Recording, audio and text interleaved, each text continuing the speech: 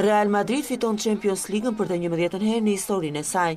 Madrilenët kanë mundur me penalti Atletico Madrid pas 120 minutash dhe pas penaltive në San Siro. Koha e plotë dhe shtesësh mbyllu në shifrat e barabarta 1-1, ndërsa gjithçka është vendosur nga pika e bardhë, ku janë gjuajtur 8 penalti. Los Blancos realizoi 5 gola të sakta, ndërsa Atletico vetëm 3. Mbrojtësi spanjoll Juan Fran humbi penaltin e 4 për skuadrën, pasi topi u ndal në shtyllë. Në fund vendosi ekzekutimin 11 metrësh të pestë, të gjuajtur me mjeshtëri nga ylli portugez i Realit Cristiano Ronaldo.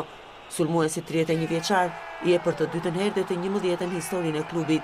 Real Madrid ka kaluar i pari në avantazh që në minutën e 15 me Sergio Ramos.